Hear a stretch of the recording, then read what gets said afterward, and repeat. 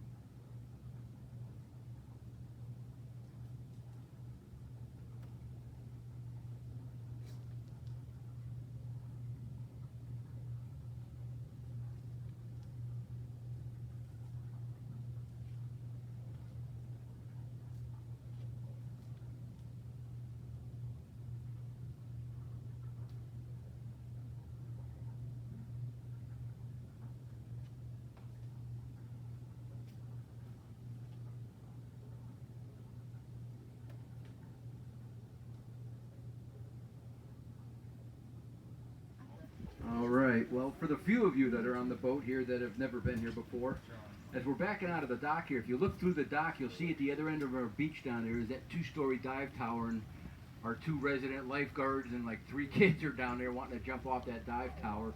That's the actual location of the spring. 125 feet below that dive tower is where the cave opening is that lets all this water out of the ground. And this complete river is sourced only by spring water. And this is the largest and deepest freshwater spring in the world. So this river that we're getting ready to go down on has no other tributaries or streams or rivers that come into it. All this water you see in this river, which has about a 3 to 5 mile an hour current, is all based on spring water. So it is a pretty phenomenal body of water we have here in North Florida. And it does generate a lot of great wildlife out here. So hopefully the rain is keeping things active and everything's not hiding out too much, but compared to an hour ago, the rain has really let up quite a bit. We got just a little bit of a slight sprinkle here, so it should be a nice trip down the river. And the air's nice and cool. That's one of the benefits of getting a little bit of a rain shower here. Now even this little bit of water that we're getting today doesn't really add a lot of volume to the spring, but the spring right now is still probably puts out about 500,000 heron, and pretty soon it'll be completely blue. It takes about 18 months for them to get their complete blue feathers. They come out when they're first born, they're completely white, and about 18 months later they're completely blue, called a little blue heron. Now the water that comes out of the spring opening, it's 69 degrees year round. It never changes. So in the wintertime it's actually a lot warmer than the air goes up. Oh, here's a couple of beautiful birds on the right. The big white one there is called the great white egret. And the one next to it with the long orange beak is called an American white ibis. And actually this one right here, this little white one here, is called a snowy egret. We don't see very many of those in the park. That's actually kind of a rarity here. So far we've got a whole bunch of white birds out here on the edge of the shore, but we'll see a whole bunch of different colors as we go down the river here. There's another white ibis on the right there, and that bird, that little black and brown bird with the candy corn looking beak, that's an adult moorhen. That's what they look like when they get their adult plumage. Kind of black and brown feathers and then a real nice looking candy corn looking beak of orange and red. I'm going to go real slow past this tree on the right. This bird that you see with its wings held open, that's a female anhinga. And the reason she's opening her wings up like that, that's a bird that actually swims at the bottom of the river. We have 2 birds here that do that. We have the anhinga there, and we also have double-crested cormorants here. So they'll be swimming in the water, And then they'll take a deep breath and they go down to the bottom of the river and they swim through the grass at the bottom of the river looking for little fish and crayfish and snails. But the downside of it is then they have to come back to the surface again. Wakulla Springs State Parks has just under 7,000 acres here. And way back in the 1930s when Ed Ball purchased this property, he didn't log this property at all. We've got about 6,000 acres of virgin forest here. So needless to say, we've got some beautiful trees in the park. Probably the most interesting trees, though, are the ones here that are growing out in the middle of the river. See on the left here, we've got this ibis sitting on that stump. These are called bald cypress trees. And those stumps are called cypress knees. And what they are actually is an extension of the root system of the tree. The roots go into the river bottom, turn around and comes back to the surface again. So you'll see a lot of these cypress trees that have quite a few of those stumps around the base of them. And those stumps, they serve two purposes for the tree. Gives it another source of oxygen because they are growing in the water. Back the boat up here, get some fish here. Ah, there's a bunch of gators up there. So those are probably 3 or 4 females just laying up there on the edge of the river. Wow. And yes, those are real alligators. Yes, I can see. Oh my we do a lot of school trips out here during the week, during the school year, and it usually takes us half the boat tour to convince the kids that these are real alligators. They think they're little plastic props that we put on the side of the river. I'm like, no, they're real. This is not like Disney where they have the little animatronic gators. We actually have real alligators here. Not really all that concerned with the actual tour boats. So we can continue our boat tours for the summer.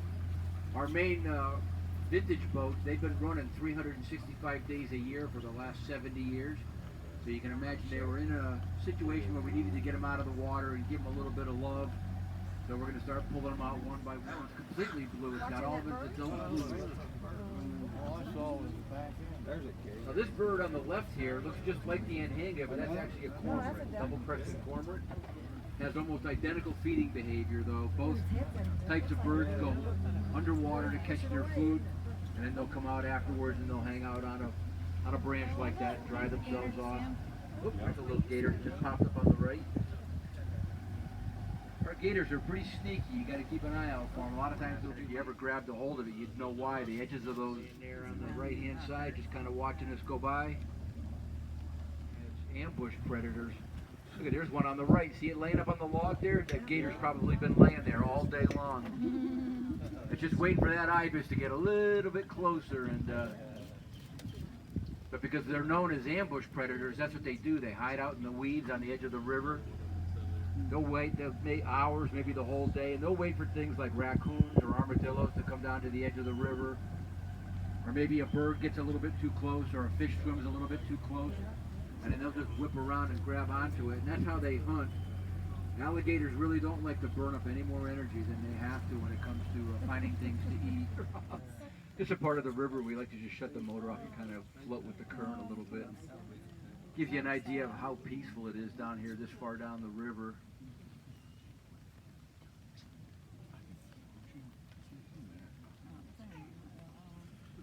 The Wakulla River has been home to tribes of Native Americans as far back as 15,000 years ago. And what they saw 15,000 years ago is exactly what you're seeing today. This river has not changed in all those thousands of years.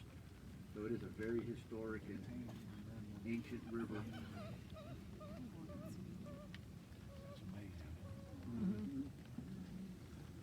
Yeah, it's a hornet. Part of the river just to do a wildlife survey. Those are the only 2 days a year that humans are allowed to go down in that 2-mile section of river.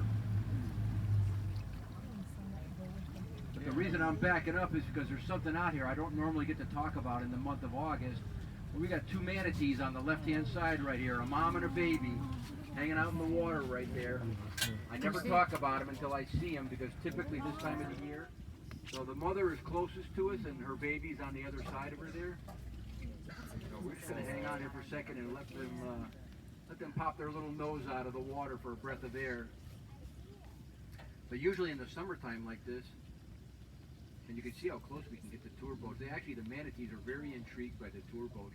They love coming over here and checking us out. And they can see us up here on the boat just as clearly as we can see them. Come on up, girl. Here for pretty much the entire. Here they come. Here comes the baby. Coming up for a breath of air. There they are. There's the mom and there's the baby. Can you tell I get pretty excited about manatees?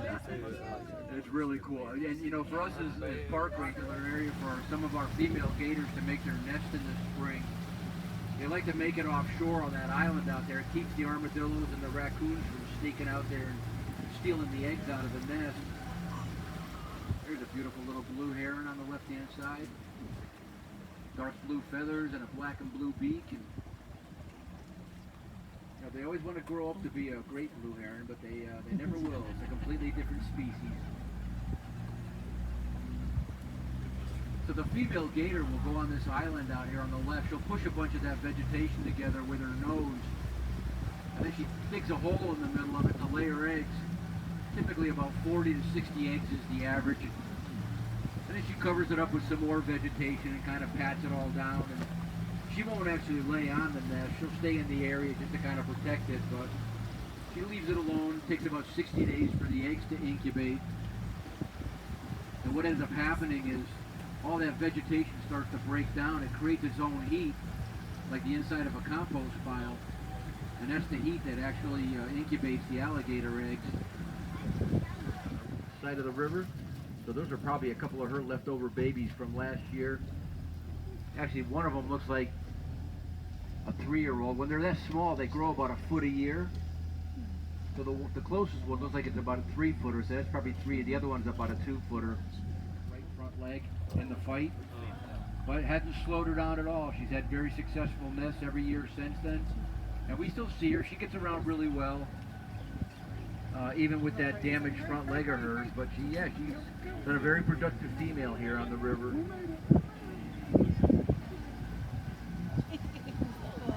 Got a couple little birds there.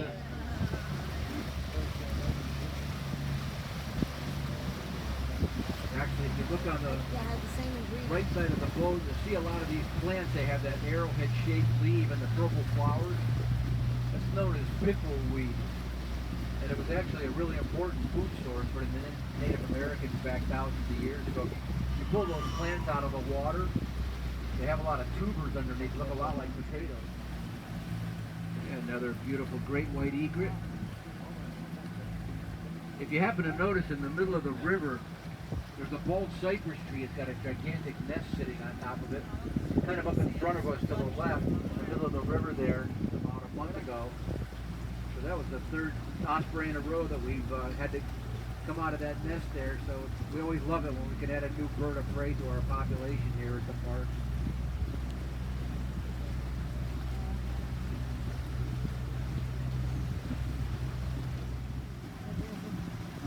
On the right side of the river, just on the other side of those trees over there, there's a little channel that goes up into the woods we call the back jungle, and that's the part of the Wakulla River where all the Hollywood movies were made back in the 1940s and 50s.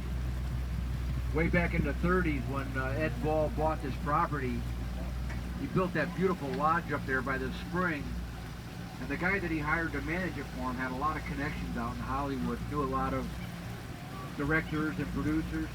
So when he started working here, he invited all those executives to come here and check out the river if they needed any kind of a backdrop to make a jungle movie. So they came here in the mid-1940s, and they fell in love with what they saw here. So they came back in the late 40s. They brought Johnny Weissmuller with them, Maureen O'Sullivan, the rest of the cast and crew, and that channel behind those trees on the right-hand side is where they filmed the first 2 of the series of Tarzan movies back in the late 1940s. They did Tarzan's Secret Treasure and Tarzan's New York Adventure were both filmed back in that part of the river.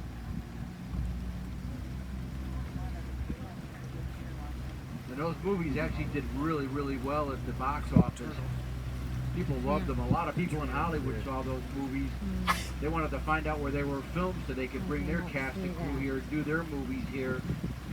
So even a little bit farther up that channel over there, in the mid-1950s, one of the most iconic horror movies of the 1950s was filmed here at Wakulla Springs, time out here on the river. I can't say I blame them. It's a cool place to retire.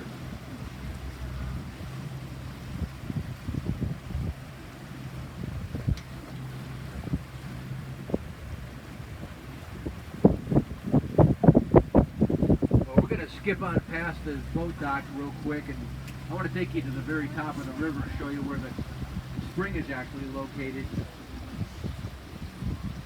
And you've probably noticed during the course of the ride, we've been able to see the bottom of the river. We've only been running in about 5 to 8 feet of water. Once we start getting up here to the top of the river in the area that we call the spring bowl, you're going to notice the bottom of the river is just going to drop out below us. It's going to drop from about 10 feet down to 60 feet. And then when I swing over by the dive tower, it's going to drop down to 125 feet deep. And that's where the entrance of the cave is actually located. If you look straight in front of us, we turned on the smoke machine up there, so we got this creepy fog coming off the water. No, it actually does that all by itself. When we get real heavy humidity like this, it's called a reverse inversion. It happens in the wintertime when the water is warmer than the air and we get that steam coming off. But it actually happens this time of the year too, when the water is colder than the air. And we get this steam that comes off the water like that. And it creates this really eerie environment up here in the river. Perfect creature weather. The creature loves this kind of 1,000 gallons of water a minute. You would see it actually boiling to the surface here. But it has to push through about 120 feet of water. It slows it down. So it's just coming to the surface just below us. And it swirls around a little bit here in the spring bowl, and then it heads straight 9 miles down to the Gulf of Mexico. It's actually a very, very short river here. That old wooden building you see over to the right over there, that used to be a pump house. Back in the 1930s when Ed Ball built the lodge, they used to pull water out of the spring here and pump it through the lodge. And that's what gave the lodge its air conditioning. It was one of the first buildings in Florida to have actually active air conditioning. So they took the 69-degree spring water, pumped it through radiators inside the lodge building to create the air conditioning in there. And we still kind of use a version of that today. We do have big chillers there that provide the air conditioning, but a lot of it is chilled out by the actual spring water that they pump out of the spring here. Get a nice view of the lodge from out here. The lodge was built back in the mid-30s by Ed Ball when he bought this property. And believe it or not, he actually built that building as a private home. It's got 27 bedrooms, got a full-service restaurant, full-service ice cream parlor, and he kept it as a private home for about 20 years. Finally, in the 1950s, started having enough people coming in here and asking him to stay as paying guests, and he finally opened it up as a lodge in the mid-1950s. And way back when television was invented, Ed Ball decided he didn't want any televisions in any of the bedrooms at his lodge. So we took this property over in 1986 as a state park, and the Park Service decided that they were going to honor his wishes, and so to this day, still have no televisions in any of the bedrooms at the lodge. We want people to come down here, kind of enjoy Mother Nature, recharge a little bit. So we left the lodge just the way it was back in the 1930s. Except the mattresses. We did switch the mattresses out. Nobody wants to sleep in a 90-year-old mattress. But other than that, it's pretty much exactly the way it was back then.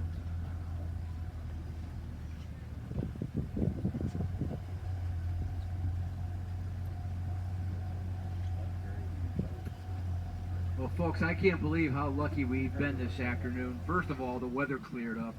Because when we canceled the 4 o'clock boat, the little touch and go for the 5 o'clock boat tour.